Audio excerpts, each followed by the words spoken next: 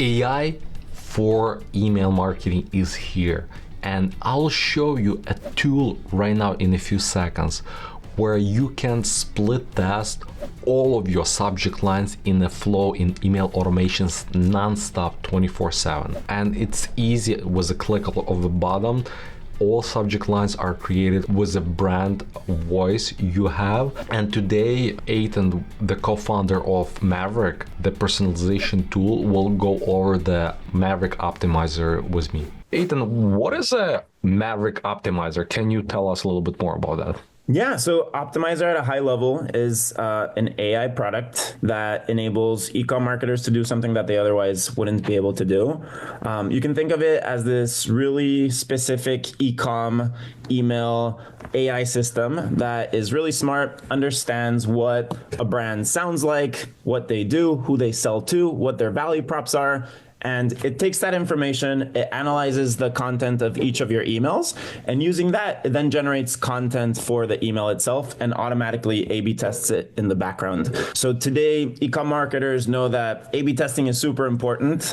It's the best way to optimize, to understand what works, what doesn't, what resonates with your customers, and that's in essence what leads to better metrics. But it also takes quite a bit of time, even for the best agencies like Flowium, to set up A/B tests for their brands, or even for brands internally. It's even harder. They have to generate the content, they have to set up the A/B tests, take a look at the results, analyze them. If it works well, awesome. They roll those results out, probably don't touch them for a quarter or two at the very least. If they don't work, then they either give up or they have to go from the beginning and set up another A/B test. So what Maverick Optimizer allows you to do is create content for your emails. Today, focusing on the subject line and preview text, just because that's top of funnel, automatically A/B tested in the background, and then have the magic happen without you having to do much work. I think things will become much clearer when I share my screen and just show you around. But yeah, at a high level, that's what the system does. Great, thank you. And I can second that even our size agency, we focus only on email marketing. This is what we do all day long.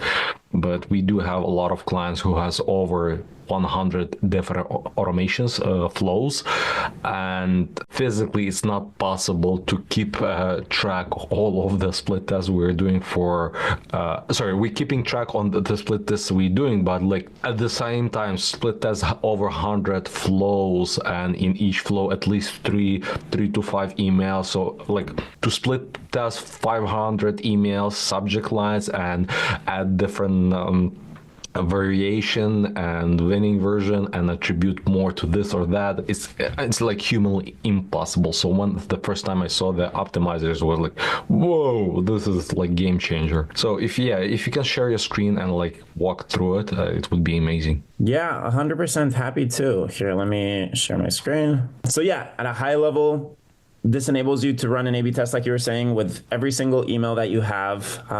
Automatically does some really cool stuff in the background to make sure that you're getting the best results. One of the nicest things, this is sort of like the landing dashboard once you get up and running with Optimizer. One of the nicest things is everything we report on is incremental. So it's incremental opens, incremental clicks, incremental conversion, incremental revenue. And this isn't sort of like you made more money this month than last month, and we're going to take credit for it. This strict A/B test. So everything that we report on here, we always keep a holdout of your original content. We A/B test that against Optimizer content so that it's a clean A/B test where the sole difference and the sole variable is Optimizer generations versus not. And then that way we're able to tell you exactly how many more opens, clicks, conversions, and revenue we make you on any given month. You're going to be able to see sort of all of the flows that have Optimizer enabled. Let's say like we click into any given flow. Within that flow, like you mentioned, sometimes there's a number of emails. You can see within each email how things are going from an incremental perspective. One of the interesting things of Optimizer is we can optimize for different metrics. So there's revenue, clicks, and then opens. We always try to go as deep into the funnel as possible. So if we can drive revenue, we try to drive revenue. If we don't have enough data because there's not enough conversions on that specific email, then we resort to clicks. And if there's not enough click events, then and only then do we go to sort of like the top of the funnel, which is opens, which also correlates pretty strongly generally with clicks and purchases. How many either open clicks or conversions the minimum needs to happen for a Maverick Optimizer to work? Yeah, so there's no sort of like the cutoffs that we use, I believe, are something like 30 conversions in the last like cycle. Sometimes we split that into 2-week cycles, sometimes into monthly cycles. And then if not that, then we do something like 60 to 90 clicks and then 150 or so opens. So whenever we have enough data to do revenue, just because that's the North Star, we try to do that. If we don't have enough data, we'll sort of resort to the other metrics. One of the most interesting learnings I would say that we had with Optimizer, in the early days when we implemented the feature where like this boosts opens boost clicks, clicks boost revenue, and that's sort of how we drive value. One of the things that we noticed pretty early on was not all opens are equally valuable, which was a really interesting learning for us, especially nowadays where like opens are reported in a little bit of wonky ways, even by the Klaviyo's of the world. You can have a lot of machine opens, and those are not very useful. So if we're able to drive more human opens, that becomes really valuable, but maybe the overall open reported is not too different.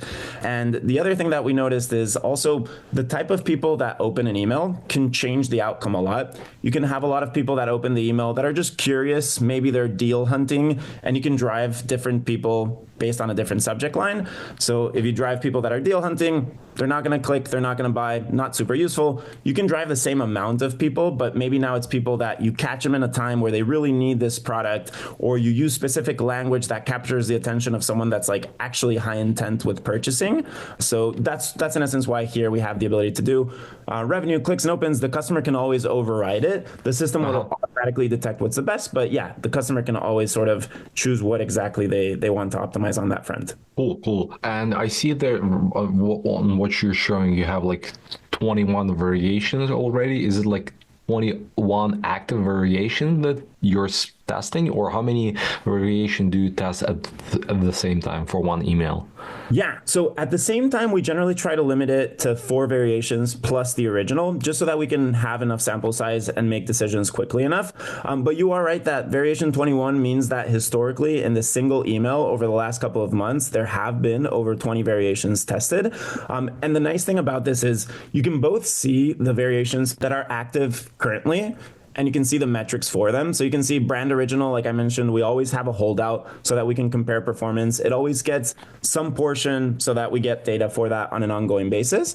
And then these are the variations that Optimizer generated that are live today. In this case, I mean, all of the variations are performing better when it comes to the conversion metric. In this case, it's revenue. And because of that, the percent of the audience that is receiving this email is also reflected accordingly.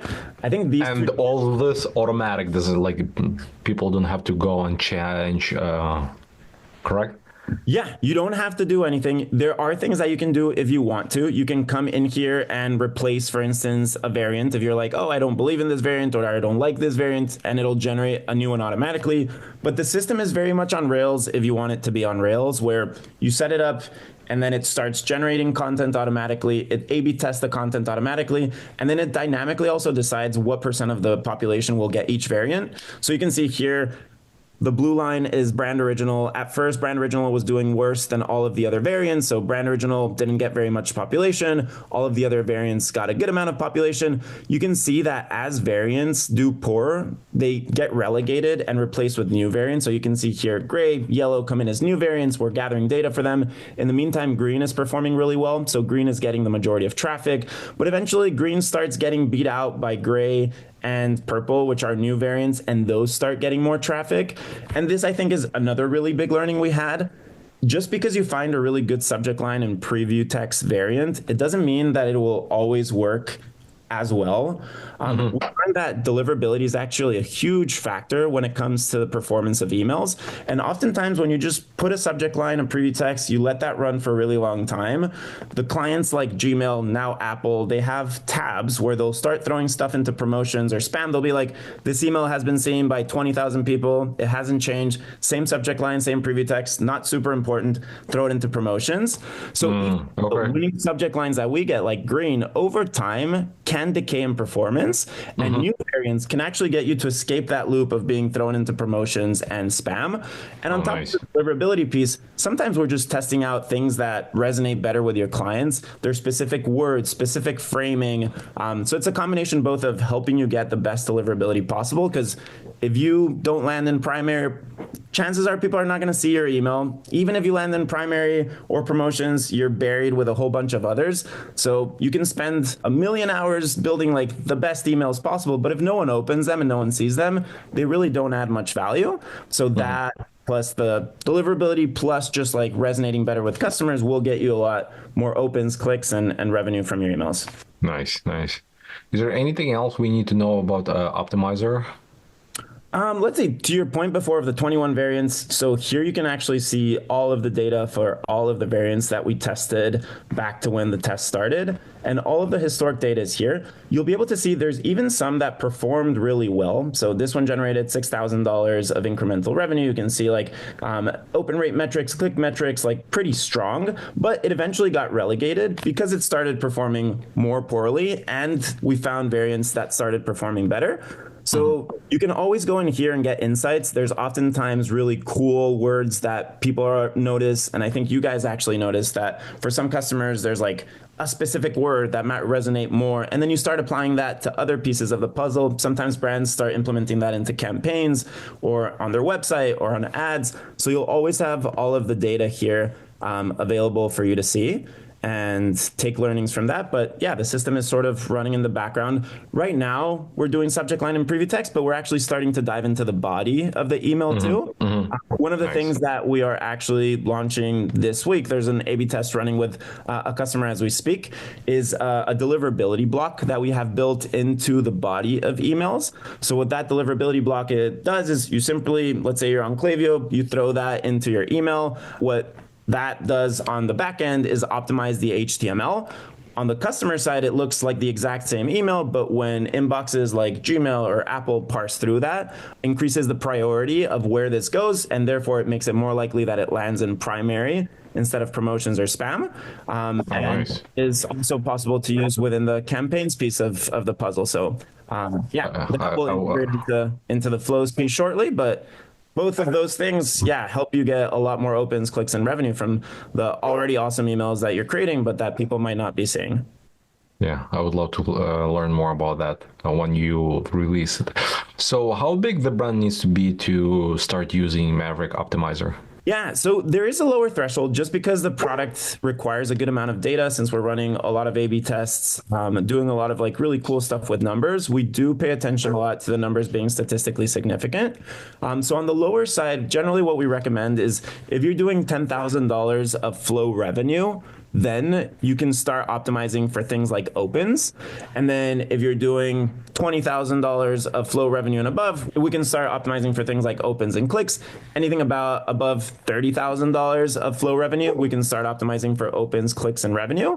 And the bigger the brand, the better they will do when it comes to just traffic, meaning that we have a lot of data. We have the ability to run A/B tests, get you results really quickly, statistically significant results. So the bigger the better, but yeah, there's some lower threshold, but actually with the ability to enable testing for opens, which Andre, that was very much your guys' idea in terms of just like the ability to test that specific metric. It opens it up for smaller brands too.